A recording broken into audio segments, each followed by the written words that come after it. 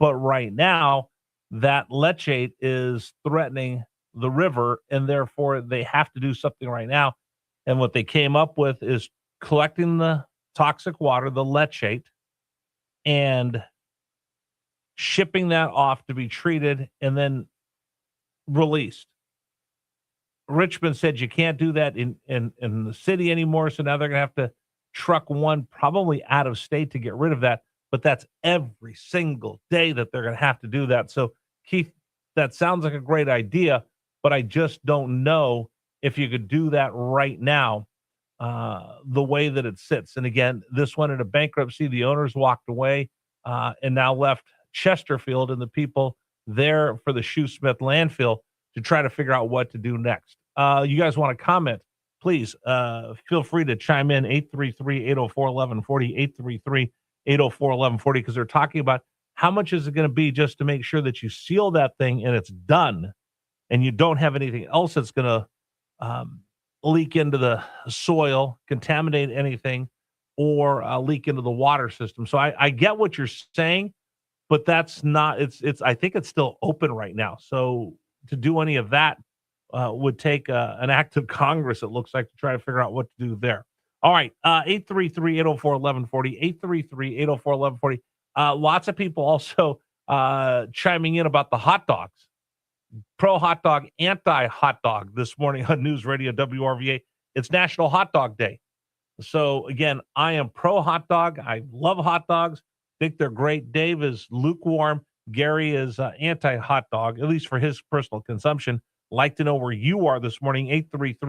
833-804-1140, 833-804-1140 on the James River Air text line. Would you go through a drive-through to get a hot dog? I would. And I'll be honest, I'm lazy. I don't want to get out of the car. I don't want to fight parking. I go through the drive-thrus all the time. But I will tell you this. Whatever stupid idea they come up with in California will make its way over here. And the way that they're moving over here is a lot quicker than you would think from years gone past. So I bring this up, and I'm just wondering, do drive-thrus frustrate you? Now, the original two-way drive-through was In-N-Out Burgers.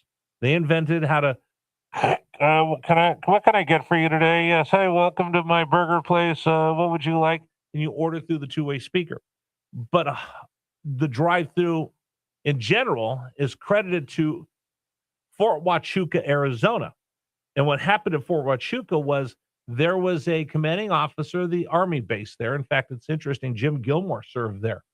And that commanding officer did not want to see his soldiers in their uniforms, in their camouflage uniforms, out and about in town. And there's certain branches of the military that, you can't just go leave base and go to the grocery store in your uniform. The Marine Corps, very disciplined on where you cannot wear a uniform.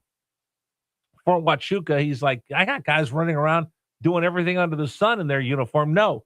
You can't even go eat in your uniform. So there's a couple of fast food restaurants, including McDonald's, that was right next to Fort Huachuca.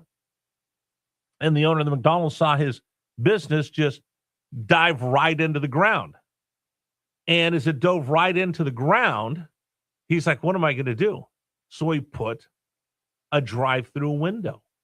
Opened up that window and said, hey, you don't even have to come in. You could just order in your car. That way, you're not going to violate the uniform policy of being off base in uniform. The commanding officer, the general, won't be able to hammer you, and you can still come by and get a very tasty hamburger. That's really where McDonald's started putting in drive-thrus, because of the success that they had at Fort Huachuca, Arizona, because the base commander said you can't go into McDonald's in uniform, but certainly you could drive there and drive home to eat and eat in your own house or do whatever, but you can't sit there and eat in uniform. So that's where the original drive-thrus came in. Now, I will tell you that there's a whole bunch of people right now, and this is just the beginning. I'm telling you, they just kind of inch by inch, foot by foot, will start throwing all these ideas out. And if this idea catches on, and it was in California, you will see others that will be empowered by this to say, maybe we need to get rid of drive-thrus altogether. I'm I'm telling you, it's coming. It's coming. It's coming. And before you know it, somebody's going to have this dopey idea in Richmond that we shouldn't have drive-thrus. I promise you, like I told you, there was the plastic bag tax, the solar. I mean, everything they find over there in their progressive agenda is finding its way here to Virginia. This could be next. So I just have to ask you your best story, your worst story about drive-thrus. Dave, how often do they get your order right? How often did they get your order wrong? They used to get it wrong fairly often, but now, probably over the last 5 years, they've been a lot better at it. I think because I use an app in a lot of the places I go. That could be. And I don't use the app very often because usually if I'm going through a drive-through, it's like a last-minute thing. Right. I'll be coming home from somewhere. Oh, let's go to McDonald's and get something. I got and usually, it's hard to screw up my order because it's it's value meal number 2 or something. So I have the McDonald's app. I have the Chick-fil-A app. I need to get the Taco Bell app. I got the Wendy's. I got most of the apps. Again, I'm a technology dork. Oh, somebody says, check out Joey's Hot Dogs in Innsbruck. You know what? That's near my house. I've never been there before. Maybe I'll go there for lunch today since it's National Hot Dog Day. And the leach. So I was mispronouncing it. Leachate. I was pronouncing it like milk in Spanish. Leachate is how you say that. I've actually heard the reports on a couple different TV stations. They call it a bunch of different stuff. Yeah, it's not leachate. It's leach. Leachate. Leachate. How about if I just say leachate is what somebody's telling me. Thank you very much. I'm just going to call it toxic wastewater. That's a lot easier. I never even heard leachate until a couple weeks ago we started covering the story. Anyway, bringing it back to what we were talking about, the reason why people want to get rid of drive-thrus is they say the cars idling, waiting to get through is bad for the environment, is how they started. Now they're talking about the traffic that is caused by, like, Dave, you can't drive by a Chick-fil-A and not have cars backed into the roadway. The Chick-fil-A is always backed up. Chick-fil-A is always backed up. Always backed up. The one near my house, they now have one because they want you to use the app. So they have one lane for drive-through, one lane for picking up off of the app. That's actually efficient. No, because more people want to go through the drive-through than go through with the app. And was it yesterday? Dress up like a chicken or dress up like a cow and you get free chicken? Yeah, that was yesterday. Yeah. And by the way, I didn't dress up like a cow, but they still gave me because there were little kids. It was so cute, Dave. Little kids going in dressed like cows. They were like, I saw 3 families where the kids had white T-shirts on and they had drawn on or they had pinned on spots to look like a cow. Yeah, that's funny. It was awesome. And also, if you didn't, or I don't know if they did it yesterday, but I know in the past where if you don't have a costume, they'll give you like a paper cow mask that you can color and just stick on your face, and they say, okay, yeah, that's good enough for the free sandwich. Yeah, exactly. Well, I didn't even dress up. I looked at the kids like I looked at the little kids. I go, oh, look at those cows. And I went, woo! And the kids started laughing. The mom waves at me, and the guy at the drive-thru thought I was so nice that he just gave me free chicken. And let me tell you, if you go and buy Chick-fil-A and the drive-thru there's a lot of cars in the drive-thru, go in there anyway because they move cars through there so quickly. They are very efficient. Service is so good at Chick-fil-A. They are very, very efficient. You're not going to sit in your car very long. I just want to bring that up because, again, I'm giving you the warning signs. Listen, I'm trying to get ahead of you right now with the solar panel idea. They're great, but understand that there's going to be a bunch of people that are going, oh, Governor Sandberger, what a great idea. I'll get solar panels and I can save $2,000. I haven't saved anything. What's going on here? So I'm just trying to get ahead of a couple of these things for you just because I sincerely hope we don't see my VA. You guys want to comment? Feel free. 833-804-1140, 833-804-1140. You know where the world's most dangerous hot dog stand is, don't you? Most dangerous hot dog stand? The world's most dangerous hot dog stand. New York City? No. It's here in Virginia. Why is it dangerous? It's at the Pentagon.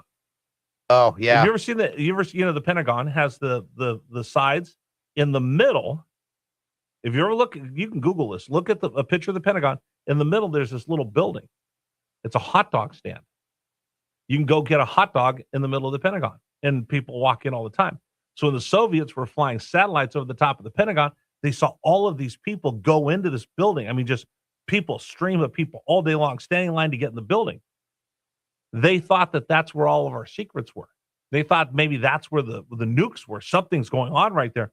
So in the plans, if they ever attacked us, one of the most important, biggest targets they had was that hot dog stand.